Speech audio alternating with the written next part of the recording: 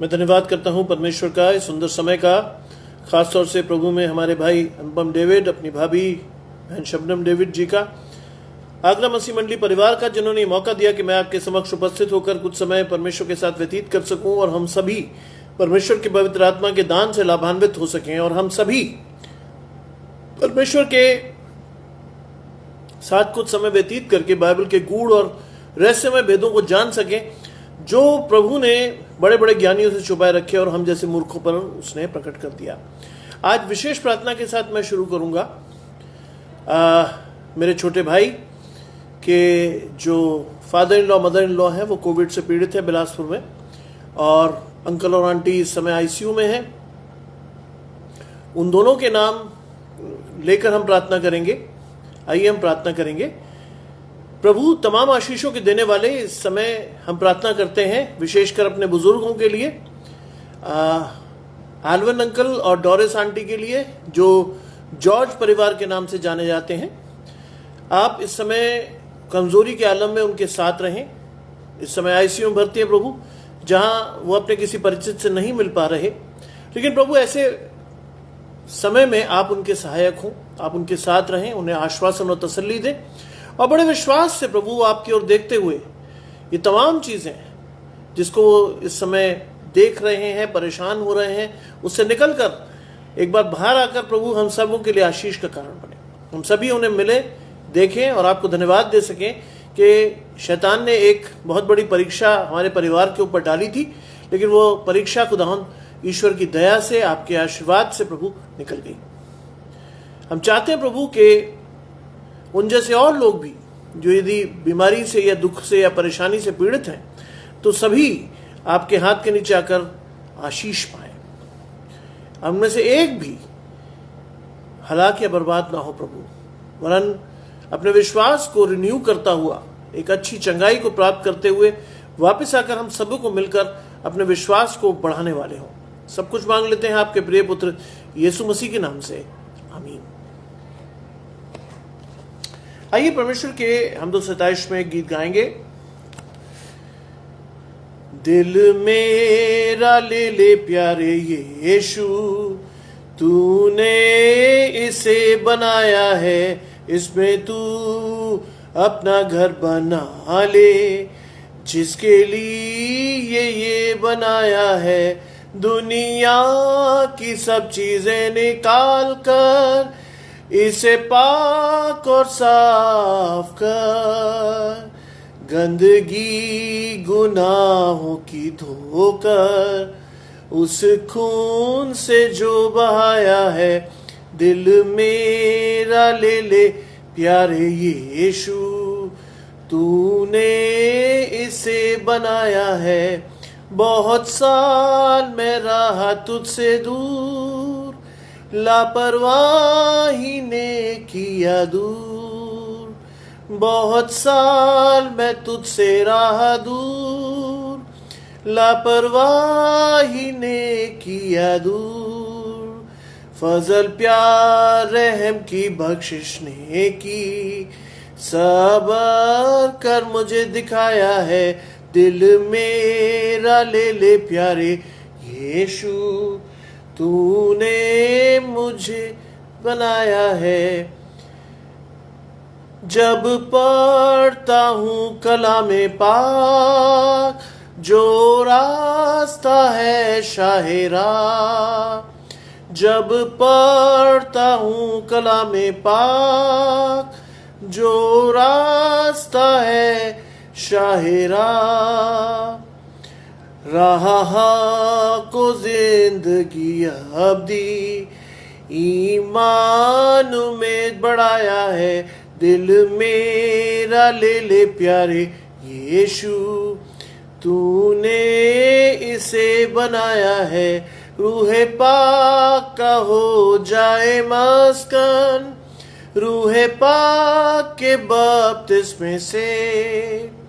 रूहे पाक का हो जाए मस्कन, रूहे पाक के बपतिस्मे से। हर वक्त हर जगह दू गवाही, जैसा तूने सिखाया है। दिल मेरा ले ले प्यारे यीशु, तूने इसे बनाया है। आइए परमेश्वर की हमदो सिताइश में एक गीत और गाएंगे। तेरा हूँ ऐ रब, सुनता तेरी बात, जो बताती तेरा प्यार। मैं ईमान के साथ आता तेरे पास, तेरा ही हूँ तलबगार। रख तू मुझको है मसीह, जहाँ चश्मा क्रूस से खास। रख तू मुझको है मसीह, अपने जख्मी पहलू पास। मुझको पाक कर अब कि मैं तेरा काम करूं दिल से ठीक और खूब। तेरी मर्जी पाक मुझसे पूरी हो, मेरी मर्जी हो मगलूब। रख तू मुझको है मसीह, जहाँ चश्मा क्रूस से खास। रख तू मुझको है मसीह, अपने जख्मी पहलू पास। कैसी राहत खास दिल को मिलती है,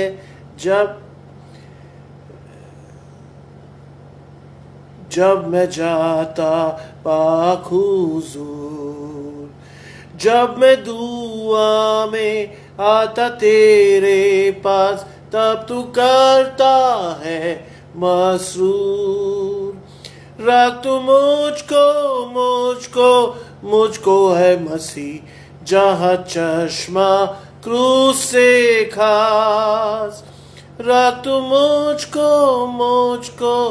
मुझको है मसीह, अपने जख्मी पहलू पास। तेरा मीठा प्यार और भी जानूंगा, जब मैं जाऊंगा आसमान। जब मैं देखूंगा तेरे चेहरे को, तब खुश होगी मेरी जान। रख तू मुझको है मसीह, जहाँ चश्मा क्रूस से खास। रख तू मुझको है मसीह, अपने जख्मी पहलू पास।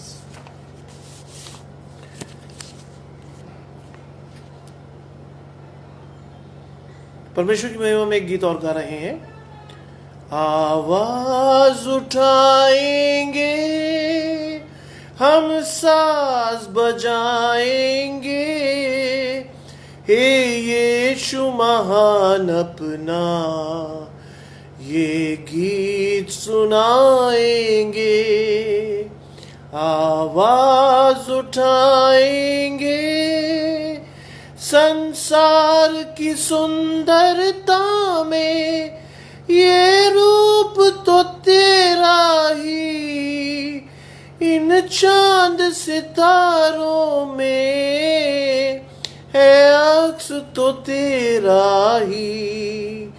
महिमा की तेरी बातें हम सबको बताएंगे, हे यीशु महान अपना ये गीत सुनाएंगे। आवाज उठाएंगे, दिल तेरा खजाना है, एक पाक मोहब्बत का था पा न सका कोई। सागर है तू उल्फत का, हम तेरी मोहब्बत से दिल अपना सजाएंगे, यीशु महान अपना ये गीत सुनाएंगे, आवाज उठाएंगे। ना देख सका हमको तू पाप के सागर में, और बन के मनुष्य आया आकाश से सागर में। मुक्ति का तू दाता है, हम सबको बताएंगे। हे यीशु महान अपना ये गीत सुनाएंगे, आवाज उठाएंगे, हम साज बजाएंगे।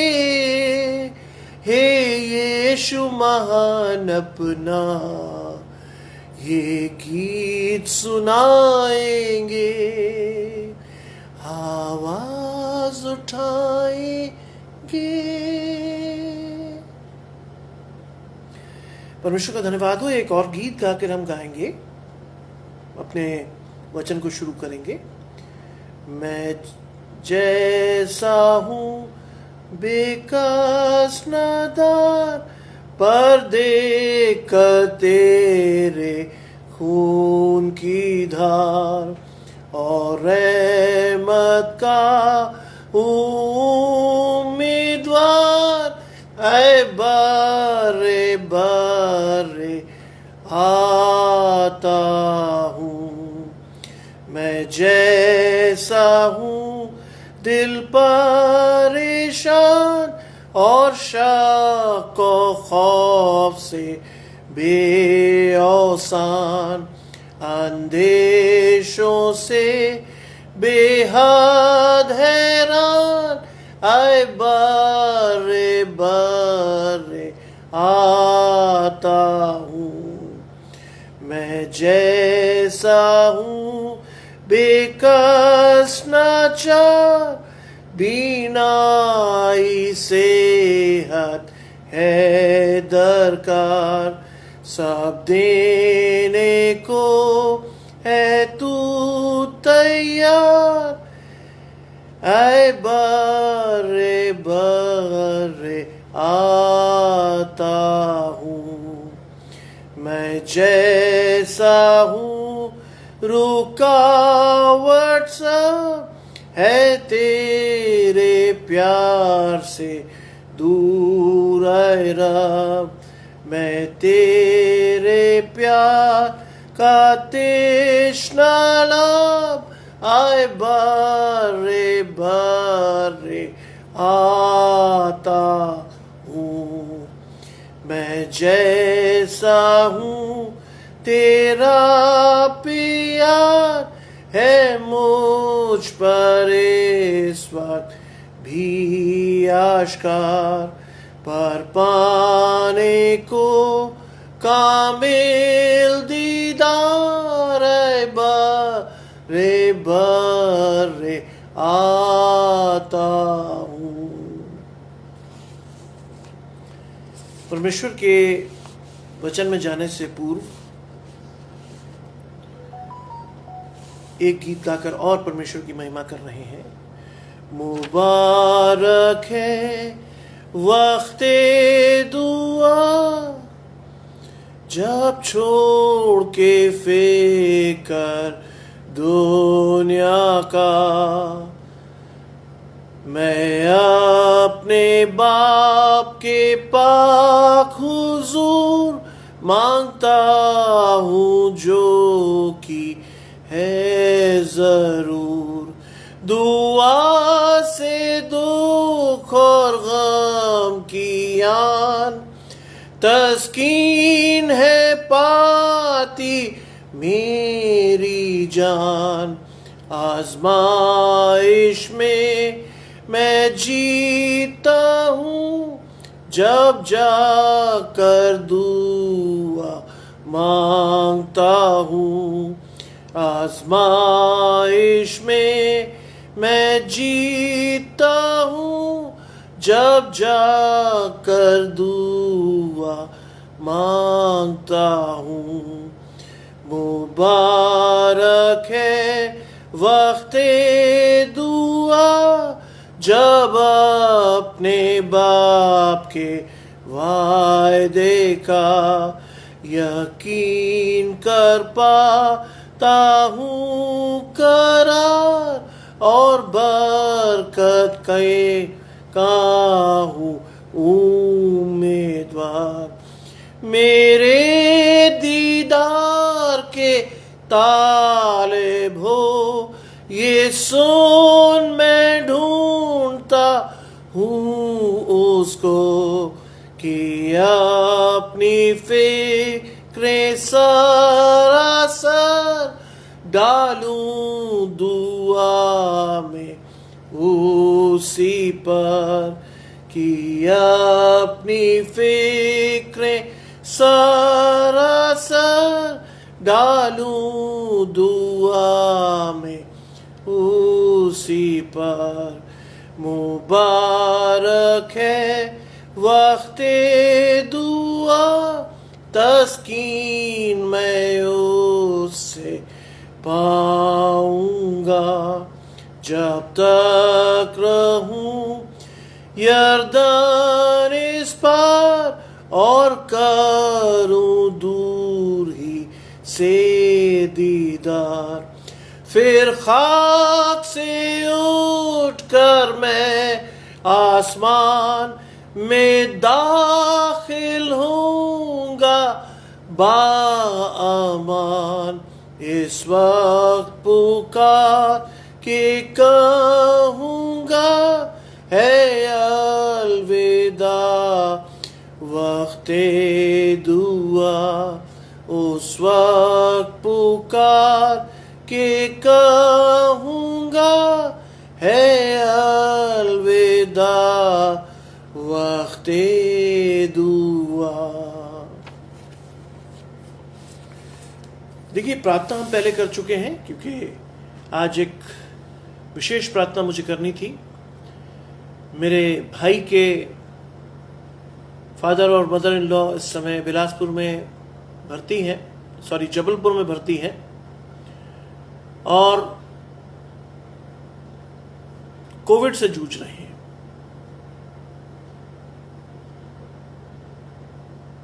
हम सभी जो सुन रहे हैं अपनी प्रार्थना में उन्हें याद रखें।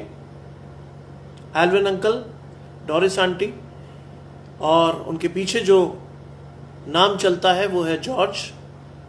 अपनी प्रार्थनाओं में नाम लेकर याद करें, क्योंकि बाइबल कहती है कि धर्मी और विश्वासियों की प्रार्थना से बहुत कुछ हो सकता है। मैं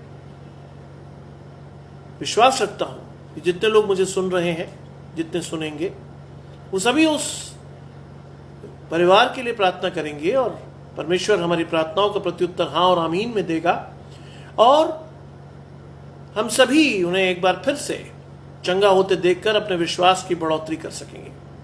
आइए मेरे साथ निकाल लें। आज का वचन बहुत ही साधारण है, लेकिन बहुत ही प्रभावशाली भी है। और आज के वचन को जब हम पढ़ेंगे तो वो बहुत ही साधारण सा है, लेकिन बहुत ही प्रभावशाली है। हम पढ़ रहे हैं मत्ती रचित सुसमाचार, उसका 5वां अध्याय, उसके पहले पद से लेकर के 16वें पद तक। The gospel according to saint Matthew chapter 5 verses 1 to 16, जिसको या जिसके पहले हिस्से को हम कहते हैं सर्मन ऑन द माउंट, यानी पहाड़ी पर के उपदेश।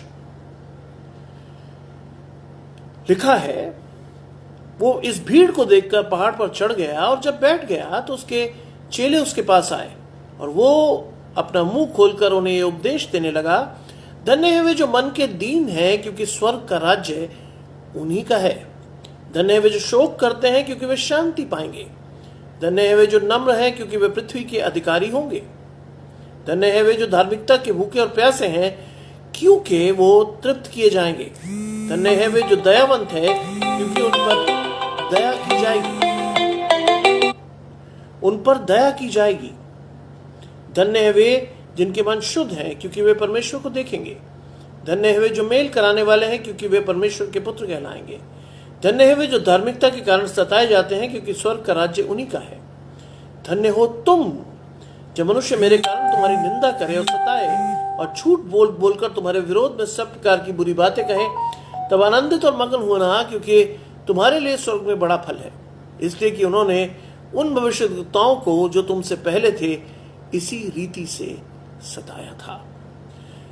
आगे लिखते हैं, तुम पृथ्वी के नमक हो, परंतु यदि नमक का स्वाद बिगड़ जाए तो वो किस रीति से नमकीन किया जाएगा? फिर वो किसी काम का नहीं, केवल इसके कि बाहर फेंका जाए और मनुष्यों के पैरों तले रौंदा जाए। तुम जगत की ज्योति हो। जो नगर पहाड़ पर बसा हुआ है वह छिप नहीं सकता, और जो लोग दिया जलाकर पैमाने के नीचे नहीं परंतु दीवट पर रखते हैं, तब उस घर के सब लोगों को उसका प्रकाश पहुंचता है। उसी प्रकार तुम्हारा उजाला मनुष्यों के सामने चमके, और वे तुम्हारे भले कामों को देखकर तुम्हारे पिता की जो स्वर्ग में है बड़ाई करें। ये क्रिस्त का सुसमाचार है। हे प्रभु यीशु, आपकी स्तुति हो। आज का वचन जब हम पढ़ते हैं तो वास्तव में ये जो सारी चीजें मैंने आपके सामने पढ़ी,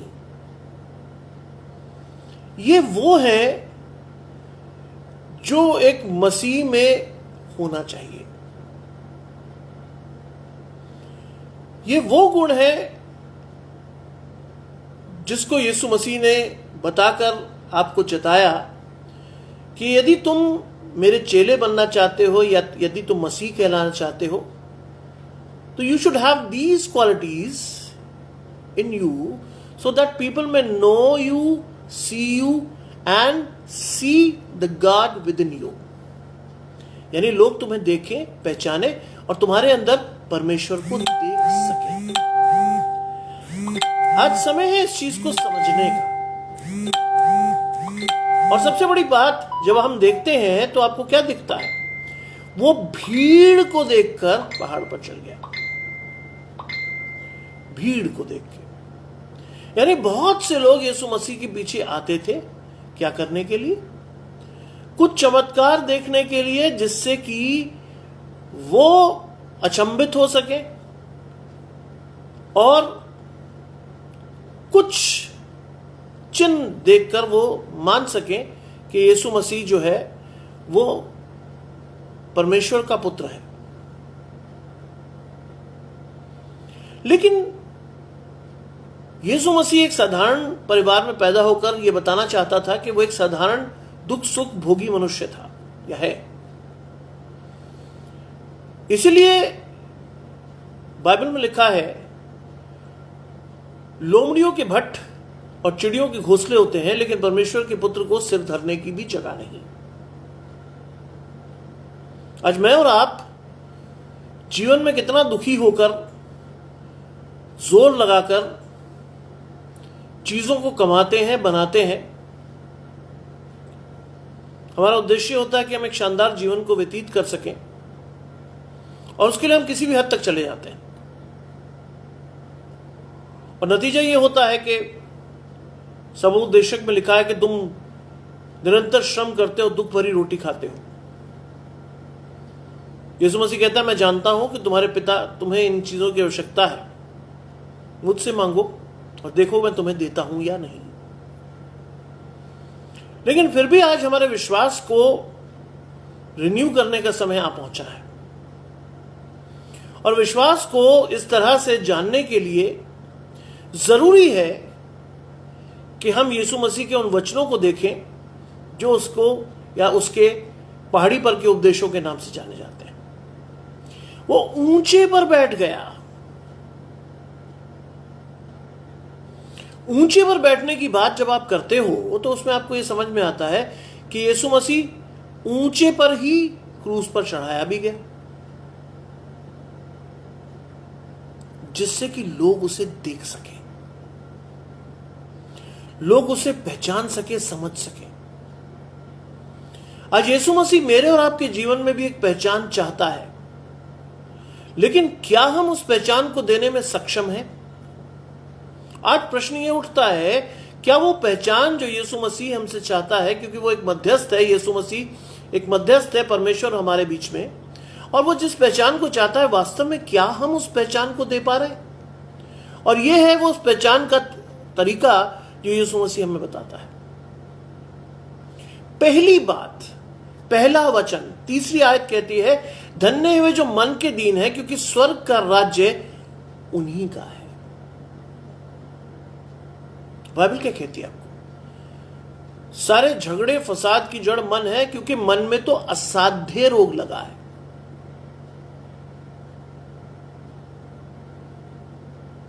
आज सारी चीजें हमारे मन से उपजती हैं, लालसा के रूप में जन्म लेती हैं, और अंत में हम पाप के रूप में उस लालसा को पूरी करते हैं। लेकिन परमेश्वर यीशु मसीह के थ्रू आपसे कहना चाहता है कि दीनता रखो। उसका एक उदाहरण यीशु मसीह ने कहा कि यदि कोई मेरे राज्य में बड़ा होना चाहे तो स्वयं को सबसे छोटा और दीन बनाए, तब वो परमेश्वर के राज्य में प्रवेश कर पाएगा। एक मसीह जीवन में, एक विजयी जीवन जीने के लिए दीनता का होना परम आवश्यक है। जब तक हमारे अंदर दीनता नहीं होगी तो हम उस चीज को पूरी नहीं कर पाएंगे जो उसके साथ जुड़ी है, और जुड़ी हुई चीज बहुत बड़ी है, क्योंकि स्वर्ग का राज्य उन्हीं का है। मन के दीन लोगों का राज्य को स्वर्ग का राज्य दिया जाएगा।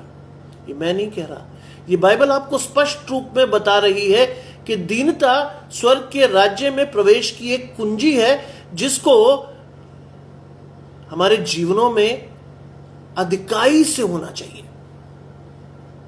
लेकिन क्या है, अगर हम वास्तविक रूप में जाकर देखें, सैद्धांतिक रूप में तो जो हम पढ़ रहे हैं वो बहुत अच्छी बात है, लेकिन अगर हम वास्तविक रूप में देखें तो क्या हम दीन हैं? क्या हम अपनी दीनता का प्रदर्शन समाज में कर रहे हैं? क्या लोग हमें देखकर ये जान पा रहे हैं कि ये मसीह का है? और अगर ऐसा हो रहा है तो बहुत खुशी की बात है, और अगर नहीं तो हम मसीह की आज्ञा का उल्लंघन कर रहे हैं। स्वर्ग के राज्य में प्रवेश की अनुमति हमें शायद ना मिले।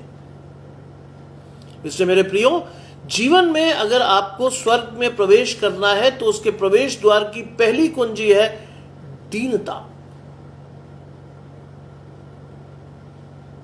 आज आवश्यक है, हम किसी भी पद पर हो, किसी भी स्थिति में हो, लेकिन दीन बनिए, तभी परमेश्वर आपको शिरोमणि करेगा। मैं खुश होता हूं अपने दादा के जीवन को देखकर, मैं खुश होता हूं अपने पिता के जीवन को देखकर। एक सामान्य परिवार से उठकर परमेश्वर ने उन्हें बुलाया, चुना, अपनी सेवा के लिए चुना मेरे दादा को, और उन्होंने ग्रामीण सेवाओं में, ग्रामीण क्षेत्रों में, पंजाब और हरियाणा के ग्रामीण क्षेत्रों में जमकर सेवा की। नतीजा उनका आज का परिवार। उन्हें बहुत सारी चीजें नहीं मिली, लेकिन परमेश्वर ने वो आशीषें हम पर उंडेल दी। बाइबल कहती है, मेरा हाथ छोटा नहीं हो गया कि मैं दे ना सकूं, मेरे कान बहरे नहीं हो गए कि मैं सुन ना सकूं। लेकिन सवाल यह कि हम परमेश्वर से कहते ही कब है? हमारी मन की दीनता ना होने की वजह से हम दूसरी ओर तो देखते हैं, लेकिन हम परमेश्वर की ओर नहीं देखते। क्या पता परमेश्वर देगा या नहीं देगा। और ना देने की स्थिति में बाइबल में लिखा है, याकूब की पत्री में, संदेह करने वाला उस लहर के समान है जो हवा से बहती और उछलती है। ऐसा मनुष्य ये ना समझे कि मुझे प्रभु से कुछ मिलेगा। व्यक्ति दुचित्ता और अपनी सारी बातों में चंचल है। आगे पढ़ेंगे, धन्य वे जो शोक करते हैं वे शांति पाएंगे। आज का वचन मैंने शुरू ही किया है अपने भाई के परिवार के दो बुजुर्गों के लिए प्रार्थना करके, जो इस समय आईसीयू में जीवन और मृत्यु के बीच में झूल रहे हैं, कोविड से ग्रसित है। पूरा परिवार शोकित है। मुझे भी जब ये सूचना मिली तो मैंने अपने भाई से फोन करके पूछा क्या स्थिति है। उसने कहा साहब रिकवरी तो है लेकिन बहुत स्लो। मेरे मुंह से छूटते ये शब्द निकला कि अभी तुम शोक कर रहे हो, लेकिन समय आएगा जब वो ठीक हो जाएंगे, तुम शांति पाओगे। पौलुस क्या लिखता है? परमेश्वर की शांति जो समझ से परे है तुम्हारे दिलों और ख्यालों को क्या करेगी? पाक करेगी। वो शांति जो हमें दुनिया दे ही नहीं सकती। लेकिन हम अपने मन को शांत करने के लिए, बहुत सारी चीजों को करने के लिए हम लगातार ऐसी ऐसी चीजों को करते हैं जहां से हमें कुछ थोड़ा बहुत आनंद या शांति की प्राप्ति हो। लेकिन बाइबल में साफ लिखा है परमेश्वर की शांति जो समझ से परे है। आज परमेश्वर आपको शांति देना चाहता है, हम उस स्थिति में नहीं लेना चाहते, क्योंकि पहले हम ग्रहण योग्य तो बने उन चीजों के। परमेश्वर ने तो बहुत कुछ कर दिया आपके लिए और मेरे लिए, लेकिन मैं और आप तो उस व्यक्ति के समान है जो योग्य नहीं ठहरे, दावत में जाने के योग्य नहीं ठहरे। परमेश्वर ने बुलाया तो, लेकिन हम योग्य नहीं ठहरे, इसलिए ये सारी आशीषें हम तक पहुंची ही नहीं। आज अगर हम दुखी हैं, लाचार हैं, तंग हैं, परेशान हैं, तो उसमें परमेश्वर का हाथ नहीं है, उसके जिम्मेदार आप और मैं स्वयं हैं। हमने परमेश्वर को बुलाया ही नहीं, तो वो क्यों आएगा आपके जीवन में? हमने परमेश्वर की वचन को पढ़ा ही नहीं, तो हम क्या समझेंगे परमेश्वर के बारे में? आज समय है कि अपने आप को दोबारा से, अपने विश्वास को दोबारा से पुनर्जीवित कीजिए, परमेश्वर के वचन को पढ़िए और देखिए परमेश्वर आपके लिए क्या क्या कर सकता है। लिखा है धन्य है वे जो नम्र है क्योंकि वह पृथ्वी के अधिकारी होंगे। बड़ी बात, नम्रता। नम्रता एक वो गुण है जो आपको ऊंचाइयों पर ले जा सकता है। बहुत सारे लोग, अगर आप इस संसार की बात करें, अपनी प्रेजेंट राष्ट्रपति की बात करें, एक आदिवासी परिवार से जन्मी वो महिला जिसको परमेश्वर ने चाहा कि वो इस देश की प्रथम महिला बने, एक सामान्य नम्र परिवार में, एक दीन परिवार में वो पैदा हुई, लेकिन परमेश्वर को भाया कि उसे वो शिरोमणि करे और वो आज हमारे देश की राष्ट्रपति है। परमेश्वर बहुत कुछ चाहता आपसे, परमेश्वर बहुत कुछ देना चाहता आपको और मुझे, लेकिन हम नम्र नहीं हो सकते। हमें थोड़ा सा कुछ मिल जाए तो हम इतने गुरूर में आ जाते हैं कि अपने आगे किसी को समझते नहीं, और वहीं हम सारी आशीषों को ब्लॉक कर देते हैं। मैंने जानबूझ के ये शब्द इस्तेमाल किया है क्योंकि मोबाइल यूजर्स में ये शब्द बहुत ही प्रचलित और प्रिय है, ब्लॉक। परमेश्वर की आशीषों को अपने हाथों से ब्लॉक कर देते हैं, और परमेश्वर तो चाहता है कि वो आशीषें हमें मिले, लेकिन हम अपनी नम्रता को नहीं चाहते, इसलिए परमेश्वर भी आपको कुछ देना नहीं चाहता। क्योंकि साफ लिखा है कि जो नम्र है वो क्या होंगे? पृथ्वी के अधिकारी। कई लोगों को जानता हूं जिनका बैकग्राउंड बहुत ही साधारण था, लेकिन परमेश्वर ने उन्हें असाधारण बना दिया। आज मेरा और आपका समय है, आज मेरा और आपका नंबर है। विश्वास के साथ परमेश्वर की ओर देखकर परमेश्वर से उस नम्रता के दान को मांगिए। कहिए परमेश्वर से, प्रभु मैं नहीं कर सकता क्योंकि मेरे अंदर वो गुण नहीं है, क्योंकि सबने पाप किया और परमेश्वर की महिमा से रहे थे। पहले मुझे वो महिमा चाहिए जो आप मुझे देना चाहते हैं। तब परमेश्वर हाँ और आमीन में आपको उत्तर देगा। अगली चीज, धन्य है वे जो धार्मिकता के भूखे और प्यासे हैं क्योंकि वो तृप्त किए जाएंगे। क्यों कहा ऐसा? धार्मिकता के भूखे और प्यासे होने का मतलब यह है कि हम परमेश्वर में यदि बने रहते हैं तो हम तृप्त होंगे। हर चीज, हर भली चीज परमेश्वर आपको देना चाहता है, लेकिन आज भी हम अतृप्त होकर इस संसार में दुखी और लाचार घूम रहे हैं क्योंकि हमने परमेश्वर के उस वचन को पढ़ा ही नहीं, हमने परमेश्वर की उस चीज को जाना ही नहीं। हम रस्मी तौर पे चर्च चले जाते हैं, हम रस्मी तौर पर कन्वेंशन चले जाते हैं और बाइबल में जो लिखा है उसको हम पूरा करते हैं कि तूने अपना मुख स्वाभाविक दर्पण में देखा और तू भूल गया कि तू कैसा था। क्यों? एक टेस्ट आपसे करने को कहता हूं। कभी भी आप चर्च जाएं संडे को, और संडे में जब चर्च से बाहर निकलते हैं तो लोगों से कहिएगा कि पादरी साहब ने वचन बहुत प्यारा दिया, रेफरेंस क्या था? आपको हैरत होगी कि चर्च से निकलते हुए लगभग 80% लोगों को रेफरेंस याद नहीं होगा, क्योंकि वो शारीरिक रूप से वहां थे लेकिन वो मानसिक रूप से कहीं और थे। बाइबल में लिखा एक ही चित्त, एक ही मन, एक ही मनसा रखो, तब तृप्त हो गए। मैं और आप तो परमेश्वर को छलते हैं। धार्मिकता के नाम पर हम जाते हैं, समझते हैं, सीखते हैं, लेकिन हम समझते कुछ नहीं है। बाइबल में क्या लिखा है? यीशु मसीह ने साफ तौर पर कहा है, वो देखते हुए नहीं देखते, सुनते हुए नहीं सुनते, और सुनते भी हैं तो समझते नहीं, क्योंकि उनका मन मोटा हो गया है। और शुरुआती दौर में 3री आयत में लिखा है, मन की दीनता स्वर्ग के राज्य की कुंजी है। मन की दीनता, मन मोटा हो गया आज हमारा, असर ही नहीं होता। हम जाते हैं चर्च, रस्म निभा के चले आते हैं और उसके बाद फिर से उन सारी चीजों में लिप्त हो जाते हैं जिसमें शैतान हमें चाहता है कि हम लिप्त हो जाएं, और फिर हम उम्मीद रखते हैं कि परमेश्वर हमारी ओर रहे। संभव नहीं है, संभव है ही नहीं, क्योंकि परमेश्वर की धार्मिकता को क्या हम समझ पाए? बाइबल में लिखा है, यीशु मसीह कहता है, पवित्र बनो क्योंकि तुम्हारा बुलाने वाला पवित्र है।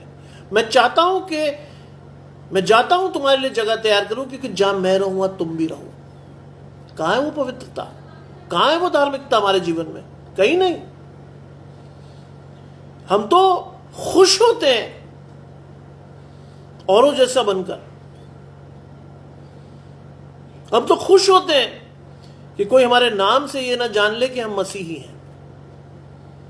मैं सेंट जॉन्स में हिस्ट्री का प्रोफेसर हूं।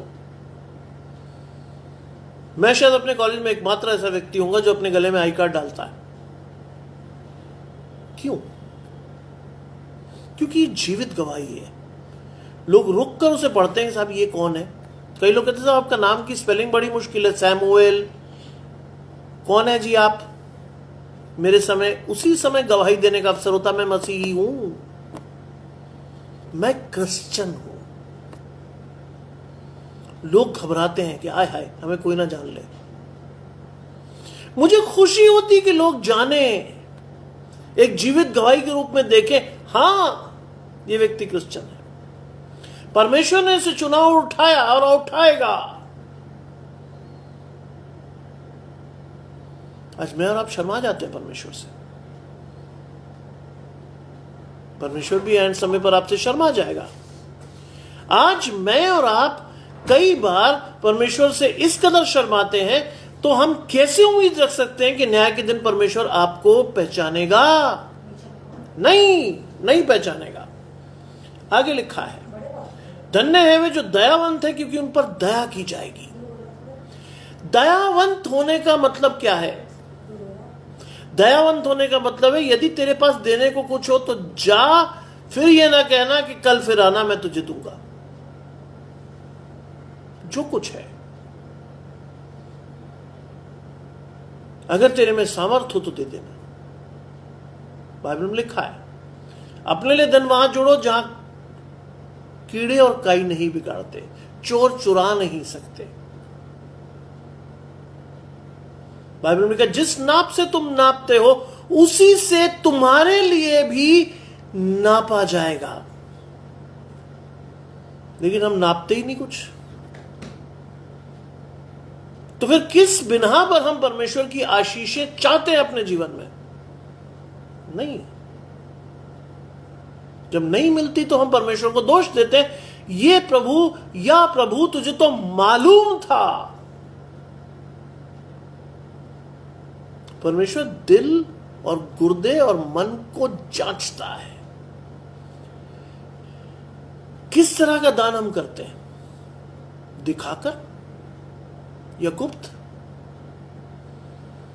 मैं किसी को बुरा नहीं कह रहा, लेकिन मेरे बहुत से मसीह भाई जब कुछ दान करते हैं या कुछ करते हैं तो उसकी वो पिक्चर्स उठाकर फेसबुक पर पोस्ट कर देते हैं।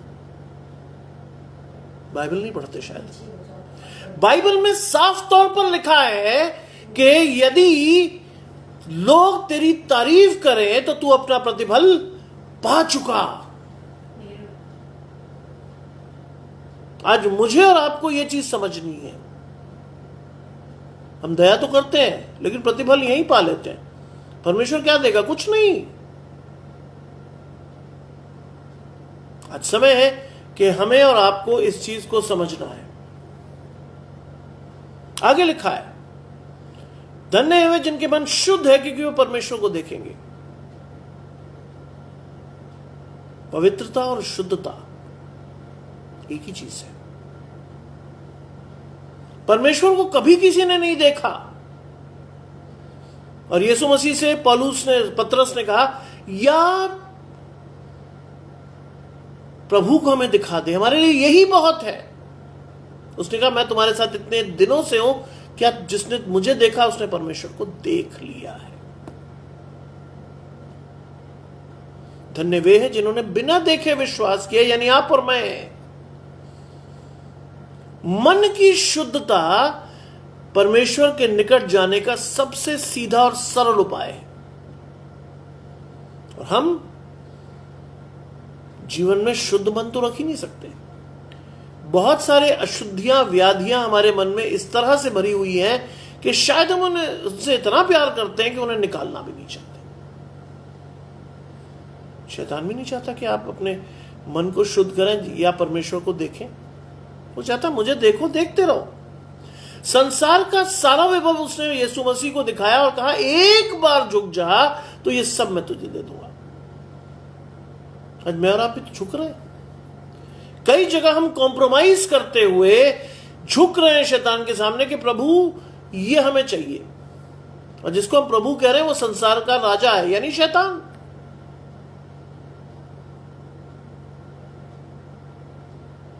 कहां है मन की शुद्धता? कहां है परमेश्वर का देखना? शायद हमारे जीवन में नहीं है। मुश्किल है, क्योंकि बाइबल कहती है सकरा है वो रास्ता जो जीवन की ओर ले जाता है। हम तो चौड़े मार्ग पर दौड़े जा रहे हैं, ये भी चाहिए, वो भी चाहिए, फलाना भी दे दे, ये भी दे दे। हम परमेश्वर से नहीं मांग रहे, हम शैतान से खुले तौर पर मांग रहे हैं, और शैतान हर वो गलत काम जो वो चाहता है कि आप करें या मैं करूं, करवा रहा है। कहां गई शुद्धता हमारी? कहीं नहीं। आगे लिखा है, धन्य वे जो मेल कराने वाले हैं क्योंकि वो परमेश्वर के पुत्र कहलाएंगे। यीशु मसीह ने आगे कहा, पहला कलमा है, हे प्रभु इन्हें क्षमा कर क्योंकि ये नहीं जानते कि ये क्या करते हैं। मेल कराया उसने। बाइबल क्या कहती है आपको? 60 के 70 गुना तक क्षमा करो।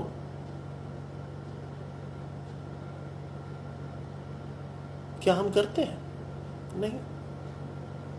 हम अटक जाते हैं कई चीजों में और इसलिए नहीं करते। मैं भी ऐसा करता हूं। मैं ये नहीं कह रहा मैं कोई अपवाद हूं ना, मैं भी करता हूं, लेकिन ये वास्तव में गलत है। परमेश्वर साफ तौर पर आपको इतने वचन से बता रहा है कि जो जो चीजें आवश्यक हैं, जो जो चीजें जीवन के लिए आवश्यक है, उन सभी के साथ एक वायदा जुड़ा है जिससे परमेश्वर कभी नहीं टलेगा। लेकिन मैं और आप फिर भी वहीं के वहीं हैं। रोज एक दिन आता है, एक दिन चला जाता है, लेकिन हम वहीं के वहीं हैं। हमारे शारीरिक कद बढ़ गए, हम बूढ़े हो गए, अधेड़ हो गए, लेकिन शायद आज हमारा आध्यात्मिक कद वही 1 साल के बच्चे जितना है। प्रेज द लॉर्ड और जय मसीह से आगे नहीं बढ़ पाए हम। सीखा ही नहीं कुछ। वचन को हमने ना पढ़ा, ना हमारे अंदर भूख। हम रस्मी तौर पे वचन को पढ़ के दुआ करके इतिश्री कर देते हैं कि प्रभु हो गया तेरा, तुझे देना था समय, दे दिया, बस। प्रभु भी अंतिम दिन में तुम्हें कहेगा बस, मैं तुम्हें नहीं पहचानता। आज समय है, वक्त रहते हुए इस अनुग्रह के जमाने में अपने आप को सुधार लें।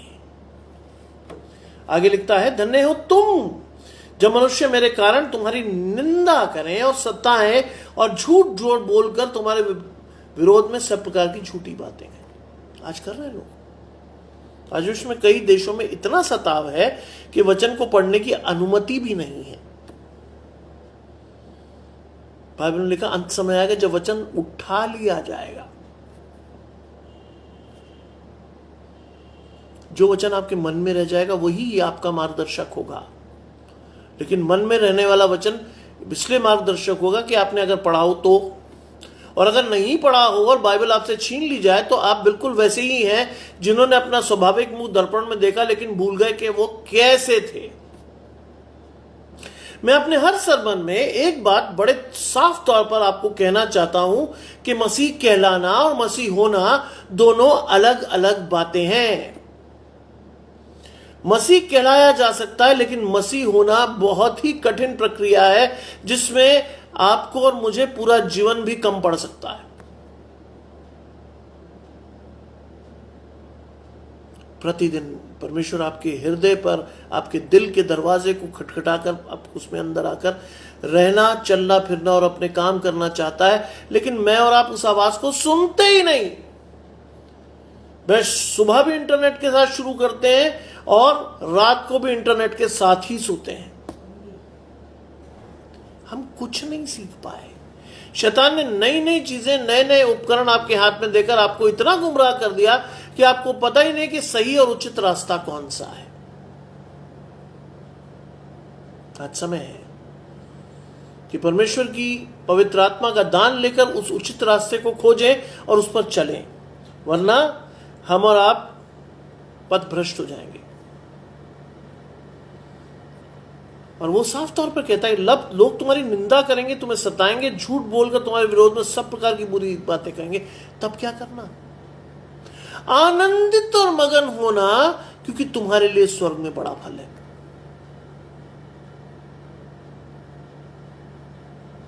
प्रेरितों के काम में हम स्टेफनोस, जिसे इंग्लिश में स्टीफन कहते हैं, उसके बारे में पढ़ते हैं। तो लोगों ने उसको इतना सताया, मारा, और पत्थरवाह जब कर हो रहा था, वो जब मर रहा था, तो उसने ऊपर आंख उठाकर देखा तो उसको लेने के लिए परमेश्वर स्वयं आया था। तुम्हारे लिए स्वर्ग में बड़ा फल है। लेकिन हमें स्वर्ग की क्या चिंता? हम तो पृथ्वी को ही सब कुछ मान लेते हैं अपना, यही चाहिए सब कुछ। स्वर्ग में क्या पता होगा नहीं होगा, संदेह तो है ही। ऐसा व्यक्ति ये ना समझे कि मुझे प्रभु से कुछ मिलेगा। वो व्यक्ति तुच्छता और अपनी सारी बातों में चंचल है, और आज हमें इसीलिए कुछ नहीं मिल रहा। मसीह लोग सबसे ज्यादा दुखी, डिप्रेस्ड नजर आते हैं क्योंकि उन्हें कुछ भी नहीं मिल रहा। कुछ समझते ही नहीं वो, कुछ जानते ही नहीं वो, और अगर जानते भी हैं तो जानना चाहते भी नहीं वो। मिट्टी के पात्रों में यह धन आपको रखकर दिया गया है, यानी बाइबल। एक आम आदमी तक भी उसकी पहुंच है, और परमेश्वर ने ऐसे प्रोविजंस किए हैं। गिडियन इंटरनेशनल जैसी इन संस्थाएं आपके पास मुफ्त बाइबल आपको देती, लेकिन क्या आप उसका मोल समझ पाए? नहीं, समझ ही नहीं पाए। हमारे लिए बाइबल एक किताब है जो एक शेल्फ पे रखी है, धूल खा रही है, हमें क्या पता। मिट्टी के बर्तन में दिया हुआ वो खजाना जो परमेश्वर चाहता है कि आप रोज पढ़कर लाभान्वित हो, अपने आप को, अपने परिवार को और अपने समाज को बहुत कुछ सिखा सके अपने द्वारा से। लेकिन हम नहीं सिखा रहे। आज हम भी गालियां दे रहे हैं, आज हम भी करप्शन कर रहे हैं, आज हम भी अपने काम को शर्त कर रहे हैं, और उसके बाद हम परमेश्वर से आशीषों की उम्मीद रखते हैं जो नहीं मिलती। आगे लिखता है, तुम पृथ्वी के नमक हो, परंतु यदि नमक का स्वाद बिगड़ जाए तो वो किस वस्तु से नमकीन किया जाएगा। परमेश्वर ने इतनी बड़ी उपमा आपको और मुझे दी कि तुम पृथ्वी के नमक हो। सोचिए, खाने में अगर कोई चीज बड़ी स्वादिष्ट हो और उसमें नमक ना हो तो वो किस काम की, आगे लिखा है वो किस काम की होगी, आगे लिखा है तो वो किस वस्तु से नमकीन किया जाएगा, वो किसी काम का नहीं, इसके लिए कि वो बाहर फेंका जाए और मनुष्यों के पैरों तले रौंदा जाए। आज मैं और आप मनुष्यों के पैरों तले रौंदे जा रहे हैं। क्यों? क्योंकि परमेश्वर ने बहुत ही इंपॉर्टेंट चीज हमें बनाया था, लेकिन हम काम नहीं आए समाज के। हमने वो टेस्ट नहीं दिया समाज को जिसके द्वारा समाज आपको जानता कि आप बहुत ही इंपॉर्टेंट हो। परमेश्वर ने हिंदुस्तान जैसे देश में आपको सिर्फ 3% रखा है। क्यों? क्योंकि आप पृथ्वी के नमक हो। आप दिखा सकते हो एक छोटे झुंड के रूप में कि आप क्या कर सकते हो समाज के लिए। नहीं करते आप। मैं इग्नू का असिस्टेंट कोऑर्डिनेटर हूं और मैं लगभग 5:45 बजे कॉलेज से आया, एग्जामिनेशंस चल रहे हैं, मेरी ड्यूटी लगती है और मैं ये चीज उन्हें दिखाता हूं अपने को इन्विजिलेटर्स को, जिनमें मसीह भी हैं, गैर मसीह भी, कि जिस चीज के आपको पैसे मिलते हैं उसको पूरी तरह से जस्टिफाई करो। मैं अपना रूम 1 मिनट के लिए नहीं छोड़ता। बच्चे मुझसे पूछते हैं कि साहब इधर बैठ, कई लोग तो बाहर बैठते हैं, कई इधर बैठते हैं। नहीं भाई, मैं नहीं बैठता कहीं, क्योंकि ये परमेश्वर की सेवा है और परमेश्वर जिसे चाहता है उसी को देता है।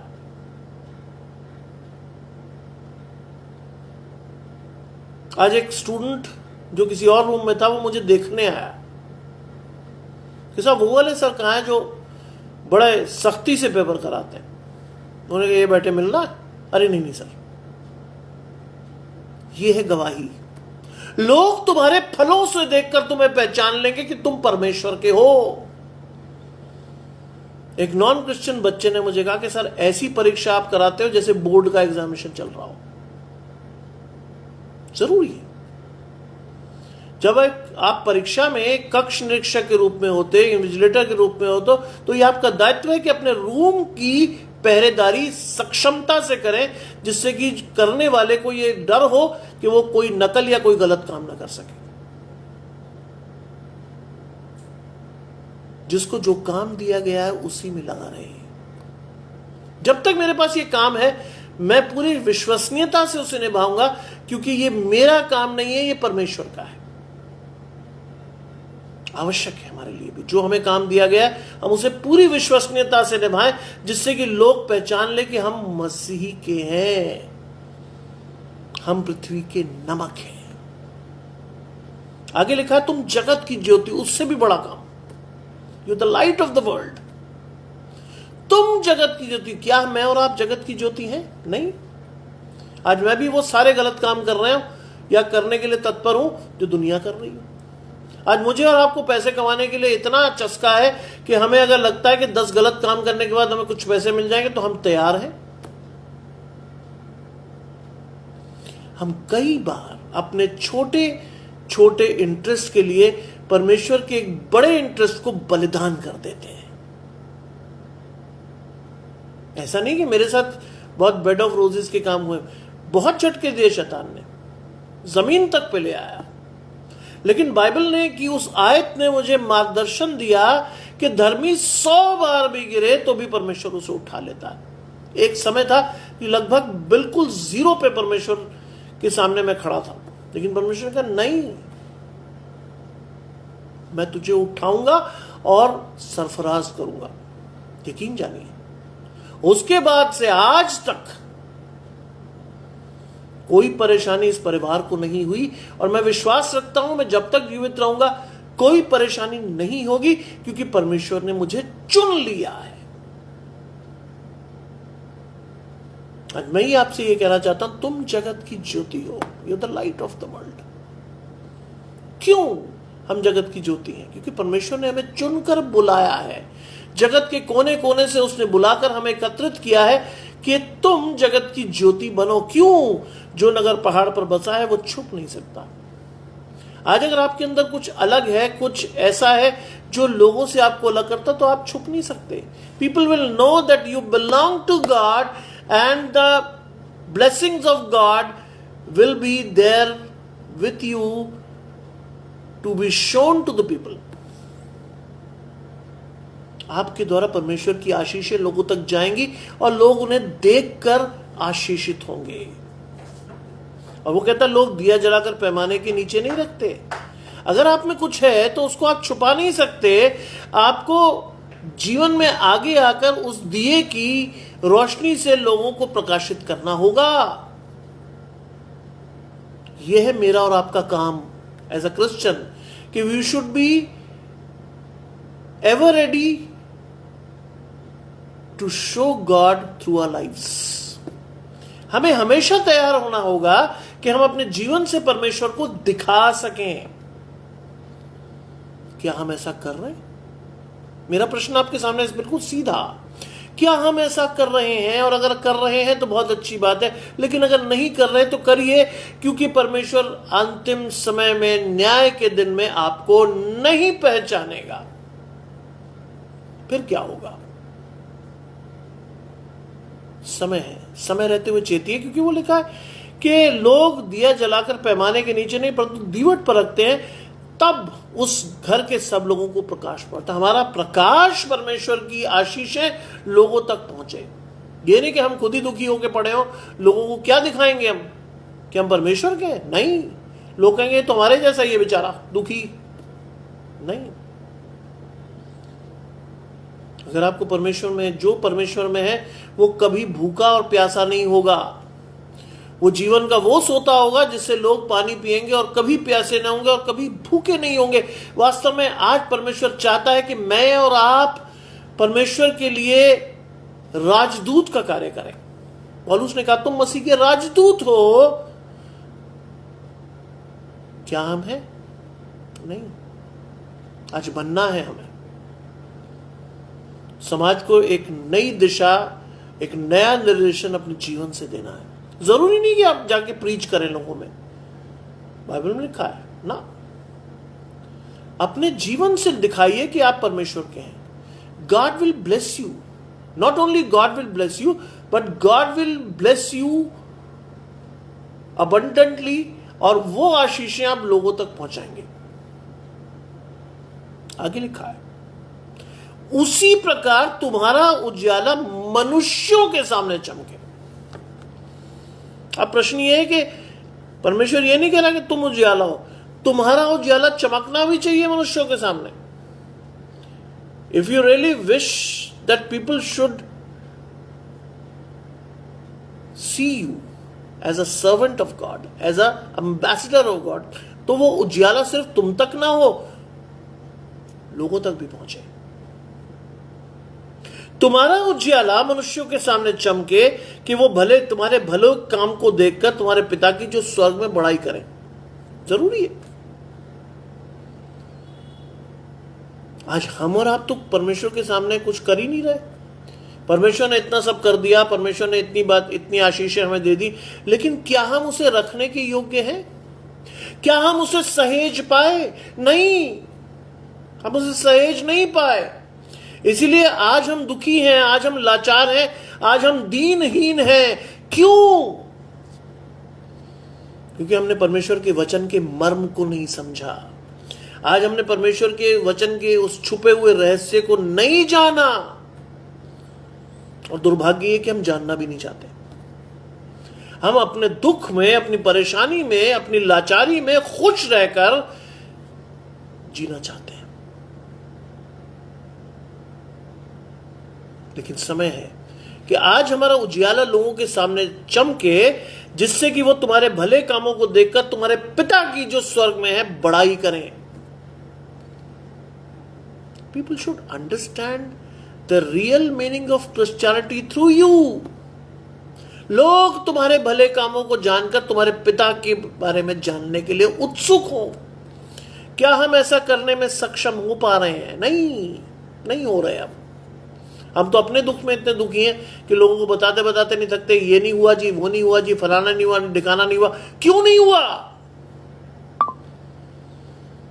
क्योंकि हमने परमेश्वर को अपने तरफ लिया ही नहीं।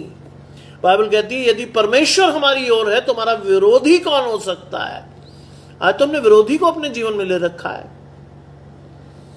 परमेश्वर को तो लिया ही नहीं हमने। और उसके बावजूद हम बड़े फक्र से कहते हैं कि साहब मैं मसीही हूं। फिर कहता हूं मैं आपसे, मसीह कहलाना और मसीह होना दोनों अलग अलग बातें हैं। आप मसीह कहला सकते हैं, बड़े फक्र से कहला सकते हैं, लेकिन मसीह होना एक बहुत ही कठिन और दुरूह प्रक्रिया है। बाइबल में लिखा है यीशु मसीह ने, जो कोई मेरे पीछे आना चाहे अपना क्रूस उठाए और अपने आपे से इनकार करे। मैं और आप अपने आपे से इनकार कर ही नहीं सकते। आज 2 दिन के लिए अगर 2 मिनट के लिए इंटरनेट हमारे जीवन से हट जाए या हम फेसबुक से हिल जाए तो हमारा तो जीवन व्यर्थ, खत्म। इतना ध्यान हम परमेश्वर के लिए देते हैं, इतना ध्यान हम बाइबल पढ़ने में देते हैं, इतना ध्यान अपने बच्चों के साथ गुजारते हैं। आज संवादहीनता का समय है। लोग इंटरनेट में इतने बिजी हैं कि उन्हें अपने बच्चों का नहीं पता, बच्चों को अपने माँ बाप का नहीं पता, और रिश्तों का तो वैसे ही बहुत बुरा हाल है। शैतान ने ये चीज आपके हाथ में देकर आपको ये चेता दिया है कि भाई मेरे रहो, बने रहो मेरे। आज हम खाने की टेबल से लेकर बातचीत करने में भी इतने कंजूस हो गए हैं कि हम उस चीज को छोड़ना नहीं चाहते। रात को सोते सोते भी हम ये चेक करते हैं, मैंने साहब एक पोस्ट डाली थी, उसमें कितनी लाइक्स, कितने कमेंट्स आए। सुबह उठकर सबसे पहले चेक करते हैं रात को जो पोस्ट डाली थी कितने लोगों ने देखी। ये वो भवचक्र है जिसमें शैतान आपको उलझाकर आपके जीवन को नष्ट कर रहा है, करता रहेगा जब तक आप बाइबल को पढ़कर अपने जीवन से परमेश्वर को नहीं दिखाओगे। आइए हम प्रार्थना करें। तमाम अच्छी चीजों को देने वाले परमेश्वर यीशु मसीह में हमारे बाप और खुदा, हम धन्यवाद करते हैं सुंदर अवसर के लिए जो कि आपने दिया था। जानता हूं प्रभु कि मेरा काम नहीं है कि मैं आपके वचन को प्रचार कर सकूं, और वास्तव में मैं आपके वचन को प्रचार करने में सक्षम नहीं हूं, न मेरे पास समय था, लेकिन आपने ऐन मौके पर वो वचन देकर मुझे लाभान्वित किया जिससे मैं लोगों तक पहुंचा पाऊं। एक बार फिर से अपने अंकल आंटी को याद करते हैं जो इस समय आईसीयू में जीवन और मृत्यु से संघर्ष कर रही हैं। ऑलविन अंकल और डोरिस आंटी को याद करते हैं प्रभु, अधिकाई से चंगाई दे प्रभु, विश्वास को बढ़ाएं उनके और हम सबके, कि हम उन्हें जीवन में चंगा होते देखकर एक बार फिर अपने बीच में पाकर आपको धन्यवाद दे सकें। लेकिन फिर भी मैं कहता हूं प्रभु, बाइबल कहती है या प्रभु तेरी मर्जी पूरी हो। सब कुछ मांग लेते हैं अपने प्रिय पुत्र यीशु मसीह के नाम से, आमीन। आपको मेरे और मेरे परिवार की ओर से जय मसीह की।